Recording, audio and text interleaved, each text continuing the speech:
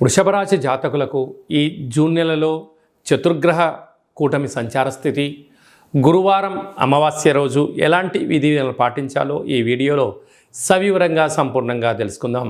వృషభ రాశిలో ఏ ఏ నక్షత్రాలు వస్తాయనగా కృతికా నక్షత్రంలోని 2, 3, 4 పాదాలు, రోహిణి నక్షత్రంలోని 4 పాదాలు, మృగశిర నక్షత్రంలో 1, 2 పాదములు కలిపితే వృషభ రాశి. వృషభ రాశి యొక్క అధిపతి శుక్రుడు వృషభ రాశిలో సంచారం చేయడం వృషభ రాశి వారికి యోగదాయకం. వృషభ రాశిలోనే చతుర్గ్రహ కూటమి రవి, బుధ, గురు, శుక్రుడు.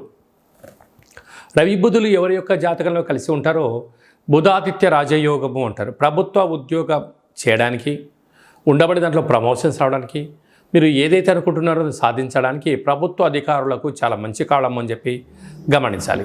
అలాగనే రవిచేత గురువు, రవిచేత శుక్రుడు ఒకే రాశిలో ఉండడం వల్ల గురుమౌఢ్యమి, శుక్రమౌఢ్యమి అంటారు. నూతనంగా ఏదైనా ఒక పనులు ప్రారంభించాలి అనుకుంటున్నప్పుడు అనుకూలించినట్లు కనపడుతూ ఉంటాయి, ఒక కొలిక్కి రాకపోవడం జరుగుతూ ఉంటుంది. కానీ ఇది తాత్కాలికమే అని చెప్పి గమనించండి. కొంతకాలం తర్వాత మీకు భూయోగము, గృహయోగము, విదేశాన యోగాలు అలాంటి అనేక యోగాలు మీ సొంతమైందని చెప్పి గమనించాలి. పంచమ స్థానంలో కేతు సంచార స్థితి ఉండడం వలన నూతనంగా వివాహమైన వారికి పుత్రిక సంతాన యోగము, పిల్లల యొక్క చదువులు, పిల్లల అభివృద్ధిలో అన్నింటా విజయం సొంతమవుతుంది.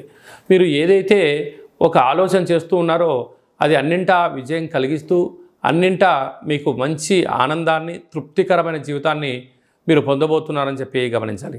వృత్తులలో, ఉద్యోగాల్లో, వ్యాపారాల్లో, రాజకీయ రంగ కార్యక్రమాల్లో అన్నింటా ధర్మ మార్గంగా మీరు ఉండడం వల్ల విజయం అనేది అందరికన్నా మీరు ముందు వరుసలో ఉంటారు అని చెప్పి గమనించాలి. లాభస్థానంలో రాహు సంచారం చేయడం వలన దయచేసి అప్పులు ఇవ్వద్దు, అప్పులు తెచ్చుకోవద్దు.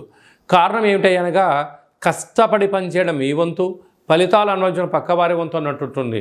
అంటే నెలపొడను సంపాదించి ఓ 50,000 లక్ష రూపాయలు మీరు బంధువులు కదా, మిత్రులు కదా, స్నేహితులు కదా, ఇబ్బందుల్లో ఉన్నారు కదా అని ఇచ్చారా? మీకు అవి ఇవ్వకపోగా మీరు పోలీస్ స్టేషన్లు, కోర్టు మెట్లు, మనశ్శాంతి లేని జీవితం పొందుతారు అని చెప్పి గమనించాలి.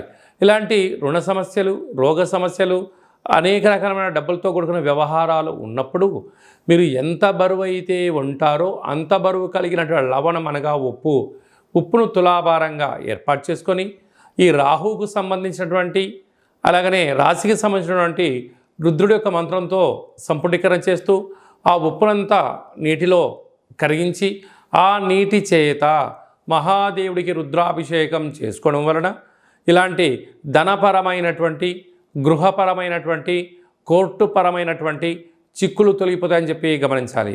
వ్యయంలో కుజభగవానుడు సంచారం చేయడం వలన, కుజదోష ప్రభావం కరడం వలన దూరావాయు జల ప్రయాణాల్లో ఆటంకాలు, అలాగనే మీ జన్మ నక్షత్రం రోజున అష్టమి, పూర్ణిమ, అమావాస్య తిథుల యందున దూరావాయు జల ప్రయాణాలు పెట్టుకోకపోవడం ఉత్తమోత్తంగా భావించాలి. ఈ అమావాస్య గురువారం రోజు రావడం, అలాగనే చంద్రుడి నక్షత్రం అవ్వడం వలన గజకేసరి యోగం అనగా ఏనుగుపైన కూర్చోబెట్టి సన్మానోత్సవ కార్యక్రమం ఇలా చేస్తూ ఉంటారు. అలాంటి యోగం మీకు కలగాలి అన్నట్లయితే తెల్ల జిల్లేడు వృక్షం దగ్గర దీపం పెట్టడం, కాళభైరవ స్వామి దగ్గర ముడుపు కట్టడం వలన మీకు అలాంటి గజకేసరి యోగం కలుగుతుందని చెప్పి గమనించాలి. అలాగే రాశిలోనే చతుర్గ్రహ కూటమి కరడం వలన మీరు నివసించే ఇంటికి కానీ, వాహనాలకు కానీ, మీరు చేస్తున్న వ్యాపార కార్యక్రమాల్లో ఒక ఎర్రటి గుమ్మడికాయని దిశ పగొట్టడం వలన గ్రహదోషం తొలగి గ్రహయోగం కలుగుతుందని చెప్పి గమనించాలి. హోటల్ వ్యాపారాలు, స్వయం వృత్తులు, వ్యవసాయ సోదరీమణులు, గృహ భవన కార్యక్రమాలు చేసేటి వారందరికీ చాలా మంచి కాలము ఉందని చెప్పి గమనించాలి. అలాగే కృతికా నక్షత్ర జాతకులు అన్నింటా విజయం మీ సొంతమవుతుంది. ప్రభుత్వ ఉద్యోగ కార్యక్రమాలు, కాంట్రాక్ట్ రంగంలో ఉన్నవారికి యోగదాయకం. అలాగా రోహిణి నక్షత్ర జాతకులు హోటల్, నీటితో కూడుకున్న వ్యాపారాలు, వస్త్ర వ్యాపారాలు యోగదాయకం. మృగశిర నక్షత్ర జాతకులకు బార్డరు, న్యావీ, పోలీస్, రక్షణ శాఖలో వారికి మంచి అవకాశాలు రాబోతుందని చెప్పి గమనించాలి.